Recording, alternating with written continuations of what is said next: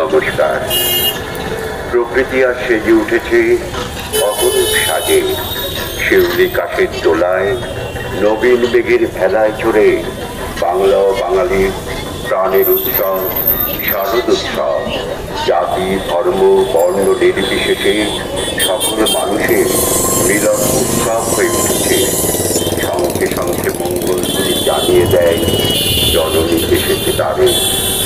মুকুন্দপুর সার্বজনীন দুর্গাপূজা কমিটি দেখতে দেখতে সুবর্ণ জয়ন্তী বর্ষে পদার্পণ করল। এই সুবর্ণ জয়ন্তী বর্ষে মুকুন্দপুর সার্বজনীন দুর্গাপূজা কমিটির পক্ষ থেকে অঞ্চলের অধিবাসীবৃন্দ, আগত দর্শনার্থীদের জানাই শুভ শারদীয়ার আন্তরিক প্রীতি, শুভেচ্ছা ও আন্তরিক অভিনন্দন। আপনারা জানেন যে 1757 আমাদের প্রথম ইস্ট ইন্ডিয়া কোম্পানি, আমাদের যখন প্রথম 1757 আমাদের পলাশির যুদ্ধ হয়। পলাশির যুদ্ধ হয় 1757।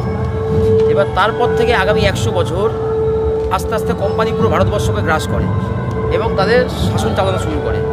সেই সময় এই ইংরেজদের দমন পীড়নের বিরুদ্ধে কোনো বড় ধরনের কোনো আন্দোলন দানা বাঁধতে পারেনি।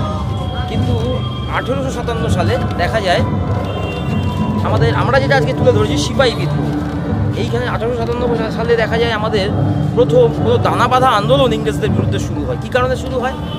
ইংরেজরা যে এনফিল্ড রাইফেলটা ইউজ করতে দিত, তার মধ্যে যে কার্তুজ ছিল, সেই কার্তুজে শুয়োরের চর্বি আর গরুর চর্বি মিশিয়ে, যেহেতু দাঁত দিয়ে কার্তুজটাকে কাটতে হতো, তো বরাবরই আমাদের ভারতবর্ষ ধর্মনিরপেক্ষ দেশ এবং সমস্ত ধর্মের মানুষ বসবাস করে। তাই যারা ভারতীয় সিপাহী ছিল তাদের মধ্যে হিন্দুও ছিল, মুসলমানও ছিল। এইবার আমাদের যারা হিন্দু আছে, হিন্দুদের যেমন গরুর মাংস দাঁতে কাটা নিষিদ্ধ ধর্মীয় আচার অনুযায়ী, মুসলমানদের শুয়োরের মাংস।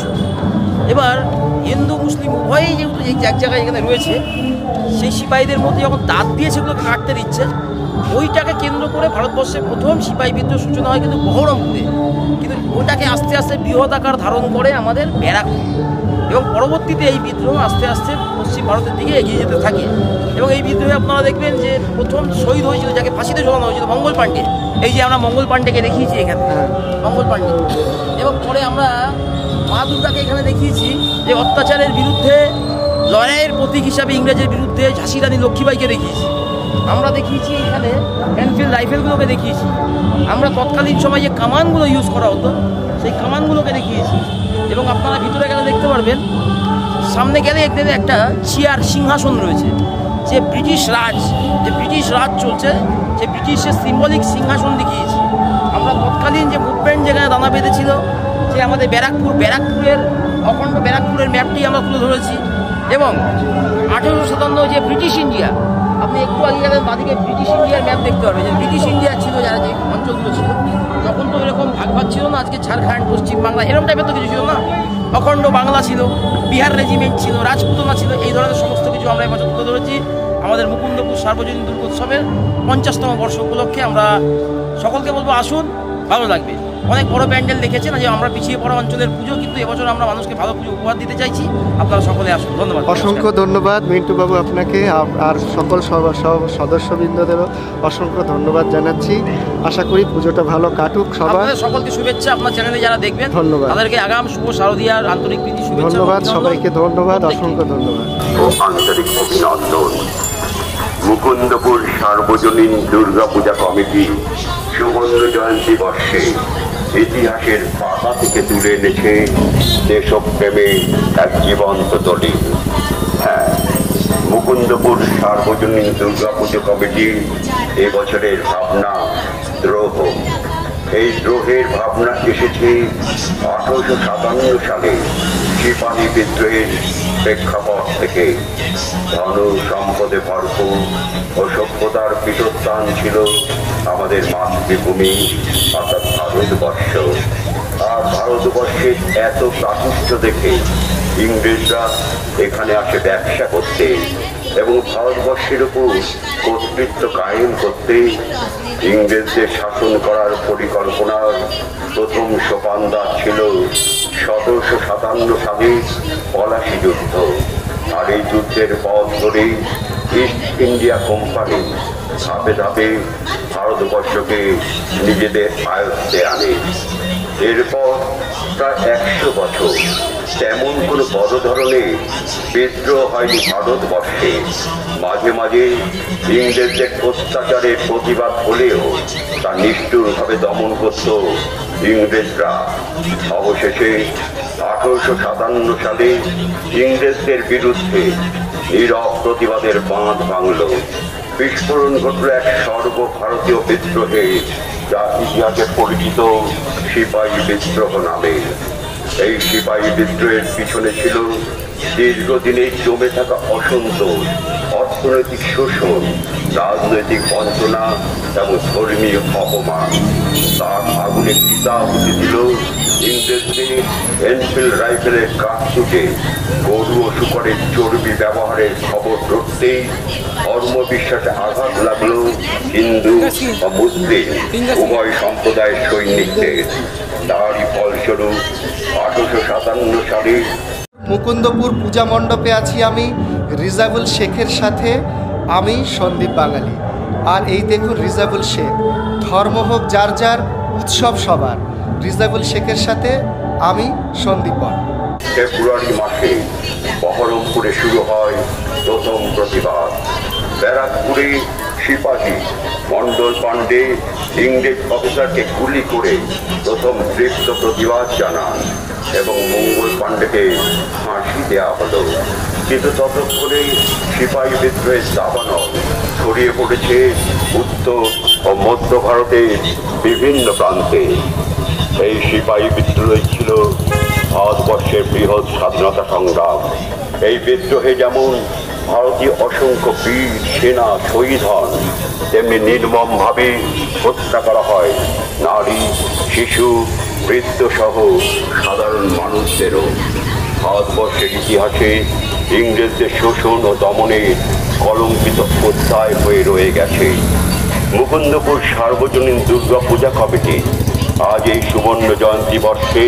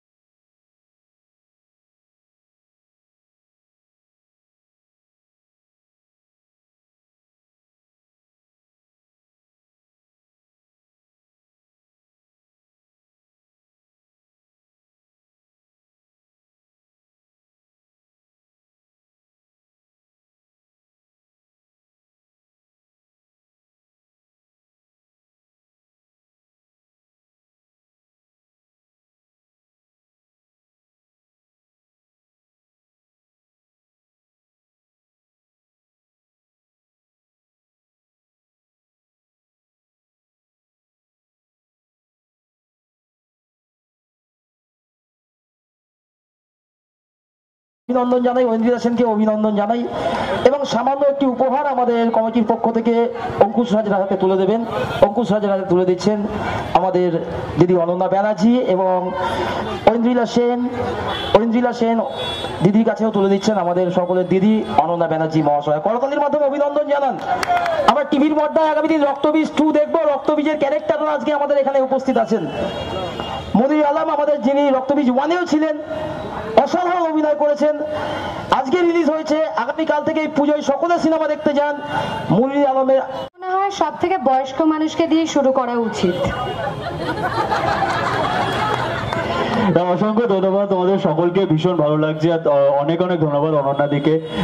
সত্যি বলছি এরকম পরিবেশে আসতে খুব খুব ভালো লাগে, যেখানে আমাদের দর্শক বন্ধুদের সামনাসামনি আমরা কথা বলতে পারি, ইন্টারঅ্যাক্ট করতে পারি। ভীষণ ভীষণ ভালো লাগছে। পুজো তো চলেই এলো, আমাদের সব থেকে বড় উৎসব, বাঙালিদের সব থেকে বড় উৎসব, এবং তোমাদের সকলকে ভীষণ ভীষণ সুন্দর লাগছে। এবং আমার একটাই ছোট্ট অনুরোধ, যেটা উনিও বললেন, সেটা অনন্যাদিও আছে রক্তবীজ 2-তে, এবং অসাধারণ অভিনয় করেছে অনন্যাদির সাথে আমার প্রথম ছবি। আশা করি ভবিষ্যতে আরো অনেক অনেক ছবি করবো অনন্যাদির সাথে। এবং আপনাদের একটাই অনুরোধ, সবাই পুজো খুব ভালো করে কাটাও। আর আরেকটা ছোট্ট অনুরোধ, রক্তবীজ 2 দেখতে ভুলো না তোমাদের কাছে সিনেমা হলে। রক্তবীজ 2 এটা অসাধারণ ছবি এবং খুব প্রাসঙ্গিক ছবি। এই ছবি এমন এমন কিছু জিনিস বলে, কিছু কথা বলে, যেটা আপনাদের সকলেরই জানা দরকার, শোনা দরকার। তার আগে একটু আমি জাস্ট 30 সেকেন্ড একটা কথা বলি। সবাই ক্যামেরা করছেন, করছেন, এটা আমাদের মুকুন্দপুর বাসী হিসাবে না, মুকুন্দপুর দুর্গাপুজো কমিটির সভাপতি, সেক্রেটারি, অ্যাসিস্ট্যান্ট সেক্রেটারি হিসাবে না। আপনারা সবাই ছবি তুলছেন, ভিডিও করছেন। দেখুন, আমরা পিছিয়ে পড়া অঞ্চলের পুজো, অ্যাডেড এরিয়ায় বসবাস করি, ঠিক সেইখানে দাঁড়িয়ে এইটুকু কলকাতায় অনেক দুর্গাপুজো দেখেছি। আমরা বিশ্বাস করি যে আজকে আমাদের পুজো প্যান্ডেলটা যদি এইখানে না হতো, মুদিয়াদিতে হতো, তাহলে আমাদের পুজোটা কার্নিভালে যেত। এবছর আমরা যা পুজো উপহার দিতে পেরেছি, কিন্তু যেহেতু আমরা পিছিয়ে পড়া অঞ্চলের পুজো, আমাদের মিডিয়া কভারেজ নেই, ইউটিউবার কভারেজ নেই, তাই আমাদের একমাত্র আমরা নিজেরাই আছি। আমরা অনুরোধ করব আপনারা যারা আছেন মুকুন্দপুরবাসীর কাছে, অ্যাটলিস্ট প্রত্যেকে কাল থেকে পুজো প্যান্ডেলে আসুন, একটা করে ভিডিও করুন, একটা করে ছবি করুন, ফেসবুকে পোস্ট করুন, যাতে উত্তর কলকাতা, প্রপার কলকাতার লোকেরাও আমাদের দুর্গাপুজোটি দেখতে পারে এবং উৎসাহ পায় আগামী দিনে আমাদের এখানে উপস্থিত হয়ে আমাদের পুজোকে আরো অনুরোধ রইল সকলের কাছে। নামটা প্রকাশ্যে আর বললাম না, অনুরোধ করছি আমাদের সকলের প্রিয় দিদি, এবছর আমাদের পুজো কমিটির সভাপতি অনন্যা ব্যানার্জি। দেখে ভালো লাগছে।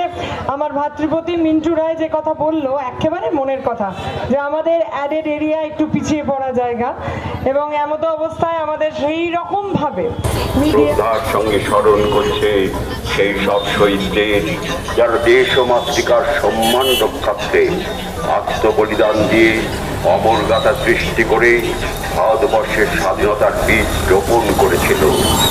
আগামী ভবিষ্যৎ প্রজন্মকে ভারতবর্ষের স্বাধীনতা অর্জনের প্রেক্ষাপট, দেশ ও মাতৃকার সম্মান রক্ষার্থে আত্মত্যাগ, আত্মবলিদানে ঐতিহাসিক সত্য যা রচিত হয়েছিল 1857 সালে সিপাহী বিদ্রোহের মধ্য দিয়ে, তা জানানোর লক্ষ্য নিয়ে আমাদের ভাবনা দ্রোহ, ভাবনা সম্রাট ভট্টাচার্য, রূপায়ণে সুরজিৎ সেন মজুমদার, আলো কুণাল পাঠক, শব্দ সৈকত দেব, সভাপতি শ্রীমতী অনন্যা ব্যানার্জি, সহযোগিতায় মুকুন্দপুর সেন্ট্রাল কমিটি, মুকুন্দপুর সার্বজনীন দুর্গাপূজা কমিটির শারদোৎসবের ভাবনা দ্রোহ আগত সকল দর্শনার্থীদের কাছে দেশপ্রেমের দীপ্ত দৃষ্টান্ত হয়ে উঠবে, এটা আমাদের দৃঢ় বিশ্বাস।